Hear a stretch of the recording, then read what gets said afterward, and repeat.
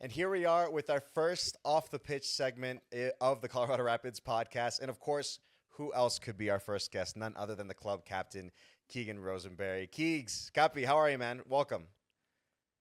I'm good. Thank you guys. Fun to be here. Always fun chatting with you guys. Love to have you, Keegs, as always. So, right off the top, life I think has been pretty good so far for you, Keegan. So, you signed a contract extension with the Colorado Rapids recently through 2027, and also that you're gonna have a baby on the way. So, to fill us in on like how life has been for you so far, because I'd imagine it's been pretty good.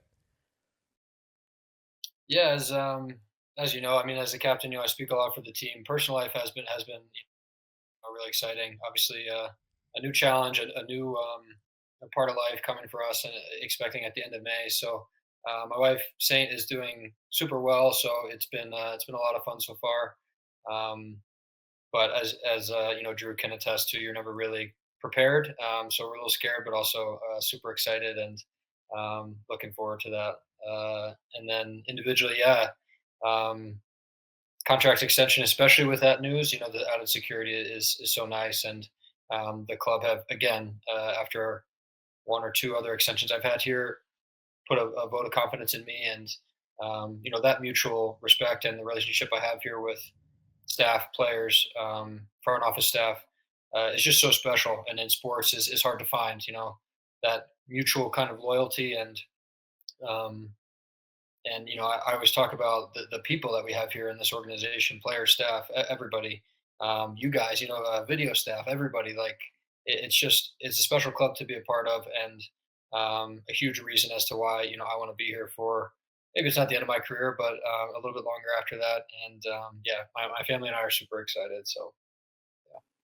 Keegan, congratulations to you and Saint. You guys are going to be incredible parents, and you're right. You're never prepared for it. You will never know what you're doing, but believe me, you will. You will get it done. So super happy for you too, and of course that you're going to be here for the next couple seasons at least, which I know I'm personally looking forward to as well, and the club is as a whole. Let's talk about that cross you had on Saturday night. That cross that led to your, I believe, 10th goal of your career. So you're in double digits now, which is awesome. But was the first Rapids goal here in 2025. I kid, of course. It was actually a really good play from us. I feel like won the ball in a good spot. A couple forward passes later, and you're in the box on the left hand side. Talk us through that goal from your POV. Yeah, you're not lying. You're not kidding too much. It was certainly a cross. It was I felt Julio was kind of pressuring me in a way that I felt I was going to ride a tackle, and I kind of just was going to hit a cross through that, and uh, his close down speed kind of just put me off a little bit, and just a super lucky way it contacts my foot and is able to float over the keeper. And but at the same time, they all count the same.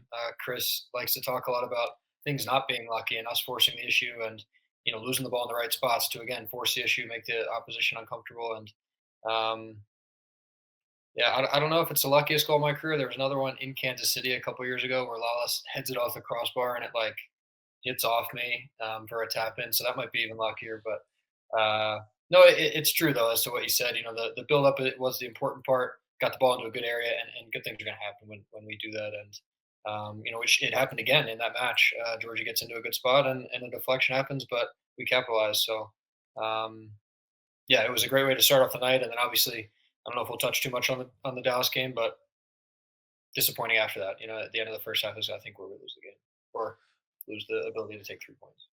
Yeah, I think it's the goal. Certainly, when you're trying to do the right things, right, good things happen, and I feel like this team typically does what Chris Armas wants, right? That forward direct play. And so you find yourself on the score sheet in a good position, trying to do the right thing, get the cross in, get the ball, into dangerous spots, and this is how we score goals. Let's talk about the other side of things for you. Obviously, some new faces along the back line, with Cheeto and Ian Murphy coming in, and Reggie Cannon. I know he came in last summer, but still a relatively new face to the club. You've played in all spots on the back line over the course of your career, but have found yourself on the left side here to start 2025. Talk to us a little bit about the back line. I feel like defensively, I know Saturday night we didn't feel great about it, although there were some positives to take. But defensively, the overall feeling has been a lot of positivity and very solid back there. How have you felt the back line has come together with some of these new faces and some guys playing in some different spots, including yourself? Yeah, it's been a real challenge just with, how it takes time to just kind of develop those relationships and on-field relationships and kind of knowing each other's tendencies, how you can be the most effective together in those little partnerships, left center back and left back, or left winger, left back, even your sixes covering at times. And um, I did feel like we were in a really good way.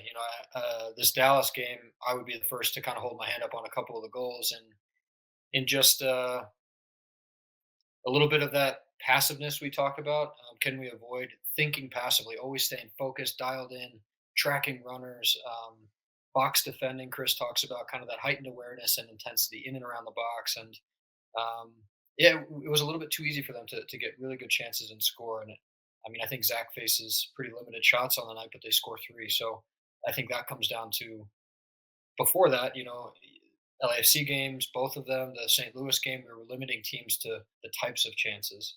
And I didn't think we did that on Saturday, and that's a huge part of it. But that game aside, I think as a whole, we're in a good place. It's early in the season, but we're building on last year. We've got some new faces, got some new partnerships, got some injuries, and that's all part of it. And I think, again, if we came out of the game 3-2, I think it's a much different feeling, coming away from a couple of tough matchups early in the season, and just the form that we're in. Instead of that, we've got some things to work on, and being being that cliche captain or leadership voice, we do concede the third and get right back into it and score a third and still get the point. And it does feel like two lost, but that's also super important. That maturity, that okay, it's not a disaster. Let's just get back to what we were doing, continue to attack, and we get the goal really soon after. I thought that was awesome. You mentioned it, Keegan, where this is part of the process, right? Where with new faces in terms of understanding everybody's tendencies and how they operate within the system, Chris's system, and understanding each other on the pitch in real game situations, right? So speaking to new faces specifically, you mentioned like a couple guys. You look at Cheeto and Ian, who were plugged in immediately as your center backs. You're playing just off to the side of them. You look at Josh, who had joined the club within the past 2 to 3 weeks now. The super draft picks earlier on in the offseason when they joined us as well. So what have you made of some of the new faces that have joined the club this past offseason? It's been really exciting. Fun to get to know these guys. Some MLS proven experience, which I'm always a fan of. And just, different. Cheeto's still relatively new to the league, but we can see the quality he has. I love his energy. I love his personality, his emotion that he plays with. Ian is a guy that's played a lot of games in the league for a young guy, and shows that as well with his experience. Josh Atencio, the same, a young guy with a ton of MLS experience, signing early. Um, and he sits beside me in the locker room, so I've got to know him in a different way, which is fun. And then the draft picks, we've got, even guys that sign second team contracts like Anderson is involved in the first team these first however many weeks and looks comfortable when he comes on, and I think can do a job for us this year on the left. And yeah, we've got guys that are, Alex Harris hasn't, he got some minutes in LA, but I feel like he's going to be a guy that can also contribute a lot for us. Sam Bassett. Um, so it's been a lot of fun, and he's also a testament to the way that we kind of recruit and the guys that we want to get. It's not just the physical attributes and playing style and skill level and ability to take on a new game plan and skill set or coaching staff and be coachable, but it's the characters and it's the guys that can take the emotion out of it after we concede and just get back to it and score, and you know what I mean. So that part is, if not half the battle, maybe more. Very cool, calm, and collected from the captain, as always. As always, Keegan, I want to shift gears just a little bit. I got to talk to you about somebody with the last name Bassett, and I'm not talking about Cole Bassett. So the super draft picks come in one of the first days, and they get to introduce themselves and talk about themselves a little bit and share a hobby that they have, right? Now most of them, they say they like to play golf or, play tennis or cook, right? Sam Bassett says he's a barber. And I'm like, whoa, that was the hobby he chose. And he had to have known that you're the barber in these parts. So is he taking business away from you? Are you giving him business? What's going on there? Because I'm not in the locker room as much as I used to be, There's yeah, I think that was the reaction issue. It was like, whoa, Yeah. you could be stepping on some toes there. But Caught us off guard a I little bit, didn't it? I I welcome some help in terms of the clientele. Oftentimes I can get backed up week to week, and um, I don't want that to take away from getting some medical treatment or doing stuff in the gym or stuff before training where we can get kind of busy, as you know, with video review, all this stuff. So he hasn't really taken away or offered to help with business. I think guys trust me because I've cut hair for a while here, and I think they will trust Sam eventually. But it's been fun to talk to him about. It's just another thing that we can kind of bond with, and he hasn't quite ventured into cutting his own hair yet. So I've encouraged him to just try, and I can fix him up afterwards because when I started doing that, I had to go to the barber probably 20 times after cutting that myself for a while there. So it was cool to hear though. And yeah, hopefully I can see some of his work. How impressive is that? Like, he cuts his own hair. Keeks does it all, man. It's got to be hard enough to cut your own hair because everything's backwards in the mirror. I feel like the standard now in terms of being club captain has to be that you have to be able to cut other guys' hair and your own pretty well. I think Keeks has clearly shown that. I've gotten a few from you, Keeks, but I know you're busy and sometimes our timelines don't align in terms of getting haircuts from you. It's been a minute since I got one from you. I might need a fixing up pretty Cutting soon. your own hair. It's like driving in reverse. Yeah. I mean, of course, Keeks can do it. He can probably do Keeks that, though. He can probably drive.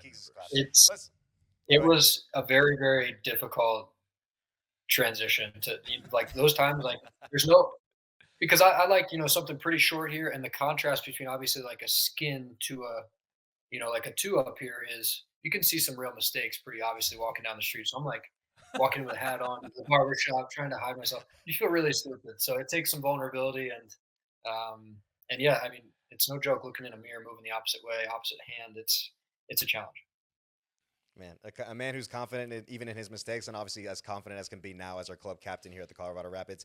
Keegs, Copy, we appreciate you taking the time to be able to join us for what was our first off the pitch segment. Of course, to the Rapids fans, we're going to have plenty of this throughout the season. But Copy, thank you for joining us, man. We really appreciate it. Thank you guys. Always fun chatting with you, and we'll see you tomorrow.